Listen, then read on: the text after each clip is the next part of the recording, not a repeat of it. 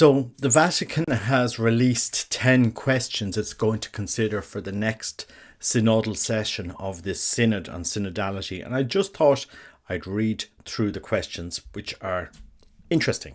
So let me just read through them for you. The study groups will offer an initial account of their activity on the occasion of the second session, and if possible will conclude their mandate by the month of June 2025. After giving all matters due consideration, I direct that the groups in question address the topics listed below in summary form in light of the contents of the synthesis report. 1. Some aspects of the relationship between the Eastern Catholic Churches and the Latin Church. 2. Listening to the cry of the poor. 3. The mission in the digital environment. 4. The revision of the Ratio Fundamentalis Institutionis Sacerdotalis in a missionary synodal perspective. 5. Some theological and canonical matters regarding specific ministerial forms. 6. The revision in a synodal missionary perspective of the documents touching on relationships between bishops, consecrated life, and ecclesiastical associations. 7. Some aspects of personal and ministry of the bishop, criteria for selecting candidates to the episcopacy, judicial functions of the bishops, nature and course of ad limina apostolorum visits from a missionary synodal perspective. 8. The role of papal representatives in a missionary synodal perspective. 9. Theological criteria and synodal methodologies for shared discernment of controversial doctrinal, pastoral and ethical issues. And 10. The reception of the fruits of the ecumenical journey in ecclesial practices. Now, they also said that they're going to re-evaluate the role of women deacons. I'm just going to read it in Italian. E questo è il contesto in cui può essere posto in maniera adeguata la questione sull'eventuale accesso delle donne al diaconato. And this is the context in which can be the way for an adequate question about the eventual access of women to the diaconate. Anyway, that's some of the questions, and I'll just post them here. I'll just post them here in the video. Now, in all of this discussion and all of these questions, some very valid, the thing that is missing from this whole synodal process, this whole synod and synodality, the synthesis report in Ireland and other places, is the finality of everything that we're doing, which is salvation of souls, which is union with God. That isn't secondary, that is primary. Leading souls to an intimate relationship with Christ, union with Christ, is paramount, the most important thing. How do we do it? And I think a lot of people would like to know, what is your experience of that union with Christ? You know, when you read books like St. Teresa's Interior Castle, just put it up here. When you read this, that, you know, she was mandated to write this out of obedience by her spiritual director, 10 years after I think she wrote her biography. And so, you know, between those two books, you have more knowledge about her relationship with Christ, how Christ worked in her soul. And she's not only a saint, she's a doctor of the church, held up as an expert in navigating the interior life to union with Christ, union with God, through a process. And what we have in today is we're talking about the exteriors. So few people are able to talk about their interior journey to union with God, with Christ. And how do we lead souls into that same union so that God can work on them? You know, women priests and women deacons, would St. Teresa have ever voiced, oh, I need to be a deacon to be more united to Christ? You know, would she have ever said that? Not in a million years. Because this woman understood prayer and understood union with God. And just as a church, we are completely failing laity. We're creating thousands of Marthas and very few Marys. You know, activism. Oh, we need to be doing this. We need to be doing that. We need to be doing the other. and no union with God. If we had union with God, we'd have thousands of St. Teresa of Calcutta's. Literally, we would. Because Christ would be there with them. And yet you will never go to the peripheries. You will never transform the lives of the poor unless you're another Christ, unless you have union with God. Because only union with Christ will make you give up everything to give your life to them and to be a missionary. We've a crisis of faith because we've a crisis of theology. And we're there around the edges. We need to do this. Our theology is bankrupt in the church. Bankrupt. Completely bankrupt. Because we're not able to speak about our union to teach others how to do the same. Because if you did that, if you had union with Christ, you would be another Christ. And he would move you to transform this world. That's a fact. And so many people criticize the traditional movement, which obviously doesn't get it all right. But a lot of what the traditional practices of the church for so many hundreds of years fostered that union with God. You know, we catechized, we taught people how to pray, we taught people how to pray in silence, to meditate, to understand what sin is, because one of the big things that St. Teresa of Avila talks about is purifying ourselves, you know, availing of the sacraments, to leave sin behind and enter the mansions, enter that path of sanctification. But today we're not saying that. Today the church is doing the opposite. It's saying to people, well, someday you'll get there. We'll bless your relationship, even though we're not blessing the relationship. Even though you're a couple, we're not blessing the couple. We want you to be saints, but we're not telling you today, and we can't. Who are we to judge? Hold on a second, guys. We are to judge St. Teresa of Avila and her experience and what she tells us to do on the spiritual journey. Sin is serious. Every type of sin is serious because it shuts your doors to the union with Christ. Would Christ bless? Would he do it? No, he wouldn't. He didn't bless Mary Magdalene and say, go off and when you're ready with your relationships, come. He didn't. He didn't condemn her, but he spurred her on to change. And that's what Christ did. He taught. You know, he taught men, if you look at a woman with lust in your heart, you've committed adultery with her today. Do people not understand the way of union with Christ has been eclipsed, has been lost in the church? And so your whole synodal process should be focused on that theology and not on the wokeness that has been pushed by the world. The wokeness that has destroyed other Christian denominations. The wokeness that has closed 1,000 Anglican churches. The wokeness which won't... The Spirit of God looks at that and he walks away. He walks away. When you're not leading souls to Christ, he walks away. Our theology is bankrupt. Bankrupt in the West. In Germany, the German bishops have a bankrupt theology. And not everything that was working before Vatican II was wrong. It wasn't. You know, yes, we can do it better, but at the end of the day, everything that we do has to be towards journeying to that, to where Christ will work on us, to where he'll, you know, we step forward and he comes forward and does the work. It's all his work.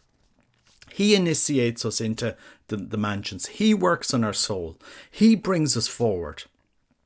We have closed the doors for thousands, millions of people in the church by bankrupting our theology. Close the doors. And we're there wondering, why are there no vocations? Why are our seminaries closing? Why are our parishes dying in the West? Because we have lost the way. Our theology is bankrupt. And then we have a pope, sadly, who will say, oh, well, the African church doesn't understand things. Maybe Rome doesn't understand the church. Ask yourself the question. And I say this as somebody that went through a seminary for 9 years with a leader, a founder, who never did the journey himself, who had no union with God. None. No union with God. Do you know what was happening in the 1990s? And I laid this out for people. The Legionaries of Christ, I love them today, not here to criticize them. Great men, a lot of them my friends. But I just tell you, when bishops were being made bishops in the 1990s, Rome would bring new bishops to Rome for like an induction course, like a course to prepare you to be a bishop. And these bishops would stay in the Legionaries of Christ seminary. We'd vacate the seminary and they would stay in our rooms. And these bishops were given Father Martial's The Integral Formation of a Catholic Priest. I kid you not. That is a fact, guys. So you had bishops coming to Rome, looking at the legionaries, thinking, oh, this must be the right thing that they're doing. They have lots of vocations. Something must be happening. Reading a morally, theologically bankrupt author, Father Martial, and his book, The Integral Formation of the Catholic Priest. I'm sure there was lots of good things in there. But he never spoke of his experience of encountering Christ. He couldn't, because he never went. He never went into any of the mansions. He spent his life swimming around the moat, constructing a glory project, an ego trip. That's what he did, guys. And do people understand how these leaders rose up in the church and morally bankrupted the theology of our church to such an extent that this is where we are today? Because what rules the church is a morally bankrupt theology. Bankrupt theology, sorry. Our theology is bankrupt. Because all of these things we're talking about, we have to do this and we have to have this and we married priests and no, like St. John Vianney, if he was alive today, oh, I need to be married to be more fruitful in my priesthood. No, I have nothing against married priests. There are some good permanent deacons in their 50s and 60s who will make excellent priests that have a deep union with Christ. I have nothing against them, and I'm not going to go into this argument. But do people understand, if you have union with Christ, you've met Christ on your journey, that's everything. That is everything, guys. So what is ruling our church is a theology that is bankrupt. Many people look at the Pope, but the Pope is a product of this theology. This theology is strangling the church, completely strangling the church, because everything we're doing trying to renew the church is going nowhere. And will go nowhere unless we return to the way that the great saints left us, the Desert Fathers. You know, St. Patrick would have learned this way in France, on the island of St. Honoret. He did actually, and I'm nearly sure of it. St. Patrick would have actually learnt it from a disciple of St. Anthony, the Desert Father. That's probably what happened. That tradition moved there, as people have spoken about. You know, St. Patrick came to Ireland with this deep knowledge of the process of following a way of sanctification, of union with Christ. And he gave that to Ireland. And he gave it and that was passed down. We do not have that today. We're not preaching that. Our whole theology should be on this, Teresa of Avila. It should be studied, examined, looked at, practiced, turned over. St. John of the Cross, other saints that talk about their interior journey to encountering Christ and what Christ does in that journey. That should be where our theology goes. If a woman had the level of union with God that St. Teresa of Avila has, she would never dream or talk about, oh, we need to be a priest, she would be St. Teresa of Calcutta, and she'd change the world. You know, the reason why St. Teresa was able to do so much is because she had that deep union with God. End of story. Cardinal McCarrick never had it. Father Martial never had it. And I could list off a good few cardinals in Rome that do not have union with God, that have not travelled to union with God. And they're there directing the church and teaching us, telling us how we need to carry on as Catholics, banning the traditional Latin Mass. I'll tell you one thing about the traditional Latin Mass. It is the highest, most mystical, beautiful way to have union with Christ. And I don't honour the rite. I don't worship the rite or the language. Do people understand me? I've no objections to the Novus Ordo. I have no objections. I'm not going to hear doing a liturgy wars or trying to divide us between both masses. Go to Mass, Christ is present, body, blood, soul and divinity in both masses. But the silence of a traditional Latin Mass and the way you receive communion and the way we act and the way we prepare ourselves and the confession all direct your soul to union with God. The whole theology behind that Mass is directing you towards union with God. It's pushing you. It's pushing you in. It is. You know, if we catechize people better on the language, on the Mass and everything, we'd be bringing them up to the door of the third mansion that Teresa of Avila talks about. And then they'd be off on that journey of union with God, of God doing all the work. That's what the Mass does. And yet it's become a performance that's irrelevant to people. And we're turning our churches into dance halls and concert halls and this because we've no union with God. Our bishops and our priests have lost this. You need to know this. Catholics need to know this. The problem in the church, and we've spoken about with other people, is our theology is bankrupt. You know, the synods and synodality should just be talking about leading souls to union with God. And everything we should be doing in the church should be this. Our sacraments, our masses should be a profound encounter of union with God. Offering confession, sanctifying grace, the greatest thing that we have in the church, the treasure of the church, sanctifying grace. And yet so many people don't know how to use it or how to obtain it or where to go because nobody has mentored them on that journey of union with God. I tell you, you want the truth, I give you the truth. We are governed by leaders who do not have a union with God. And that's why Our Lady said in Garabandal, that's why she said that. That's why she said that. Go and back, read the message of Garabandal and look at the church today. That's why Our Lady is saying this in Akita. She's saying it. The church has one mission: to unite souls to her Son. That's it. Full stop. The whole mission of the church is to unite souls to her Son. So we know him and love him and receive his love and hear him and talk to him and speak about our experience with him. But we've stopped that. We've shut the doors and destroyed souls and destroyed their union with God and destroyed the Mass and destroyed our churches and destroyed our altars and altar rails and made communion into an insignificant wafer that most Catholics do not believe in. That's what's happened to your church.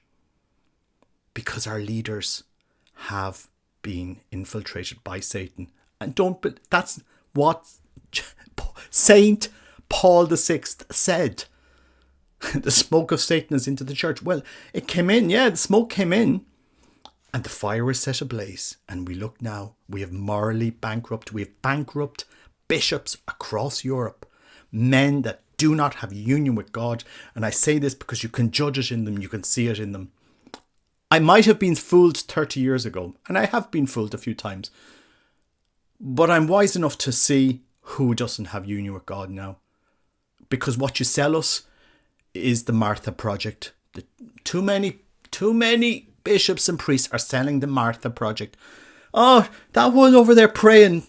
They need to be up here. Look, we need Eucharistic ministers. We need this. We need lay-led ministries. We need this. Look at all the baptisms I need to do. And look at all this we need to do. I don't have time to pray. There are bishops and priests who never open a breviary. Never. I kid you not. And they lecture us when we ask for a traditional Latin Mass, or we ask for reverence, or we ask for catechesis. They lecture us. They sideline us. They blind us. They ignore us. And they think, oh, the Holy Joes. There is only one finality of the church: union with God. Our whole theology, our whole structures, everything that we do has to be towards that, or our mission has failed. You bring somebody to the knees of our Lord Jesus Christ, to his knees, to his feet. That person will never be the same again, and they will be transformed, and they will never leave Christ, and they will transform the world. They will be the apostles of 2,000 years ago.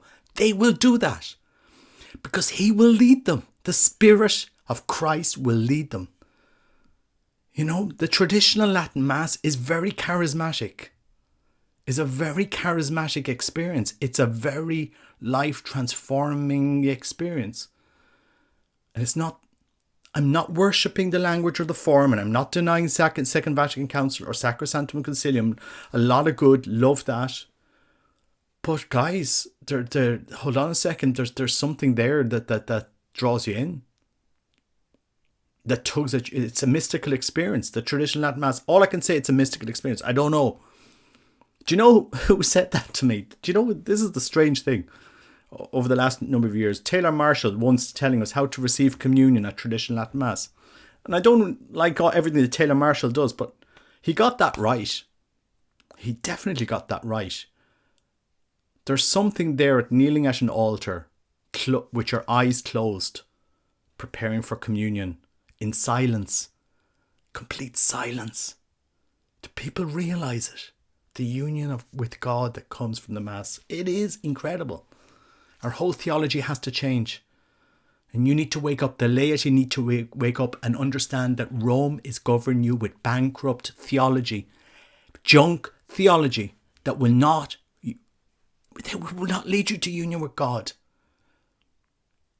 Because no amount of they won't. That's all I can say. I'm sorry to say it. This message will go out, and such is life. You know, everything that we do in the church. And so that people understand what sin is and what sin isn't. What will lead you to union, what won't. What we need to work at. What we need to do. How to go into prayer. How to open the doors. How to let Christ open his door to come in. As you see, it's a very passionate topic of mine because, you know, it is incredible, the union with God. It is incredible to hear Christ's voice and say, of course I love you. That's what I heard when I was 18. No idea how to digest it, what to do. But it gave me peace all my life. The greatest peaceful encounter all my life. And if it gave me such peace for 30 something years, there must be something in that voice and in that message of love that you encounter in prayer. Go into it. The church has a treasure that is covered up. It's been eclipsed and it's been destroyed. Christ will give his warning in his time. The church needs to wake up. This synod on synodality, it comes from the pit of hell. I tell you, the pit of hell. Why? Because it doesn't teach of union with God. It doesn't. It doesn't teach you. It doesn't. And people are there. It's the Martha project. That's what the synod and synodality is. It's a Martha project. It is. That's it. You meet up and how we do this and we engage this and we do that. It's a Martha project. If we were St. Patrick's or St. Bridget's here in Ireland, this country would be transformed. Why isn't it? Because we're not saints. We don't have union with God. Simple story, you know. And there's lots of it. Not only that, we bless. People are coming to us looking for a blessing. They're looking for God. And we send them away thinking that their life is okay. No. The faith of the apostles, we chuck in the bin. Pray for the church. But you need to know this. You need to know the actors that are playing out in the church over the last 30, 40 years, 50 years. These men that made such radical changes in the church that did not have a union with God. They didn't. They filled their pride. They filled their coffers. They installed their jacuzzis in their cardinals' apartments. They had no union with God. They didn't. They didn't. I could give you a list as long as my arm of church leaders who had no union with God. And so if they didn't know Christ, how could they inspire the union with Christ in the souls that they followed, that they pastored or didn't pastor? It's time to return to the St. Anthony the Greats. It's time to return to the great tradition of the way of union with God. St. Paul had it. The apostles had it. They passed it on. And it has been passed on through the centuries. And, in the last, the Freemasonry infiltration of the church, which is here, we all know it, has tried to destroy this way in every way, shape or form. And we need to recognize it and dismiss it. It's really important. To look at the lives of the saints. Read the lives of saints. Read about their experience of encountering Christ. Nobody's going to pick up a book McCarrick wrote or Father Marcial wrote. It's junk. It's junk. Complete junk. Cardinal Keith O'Brien. Junk. Cardinal Guru in Austria. Junk. Complete junk. No actual experience to teach us. And they're filling seminaries with men that sadly may have never had that experience of actually knowing Christ in prayer. Union with God. Theosis, deification. That's it. Our whole synod and synodality, our whole theology should be focused on that science. And the very passionate, it's going to go on for ages. I need to finish up. Anyway, pray for the church. God bless you. Take care. Bye-bye.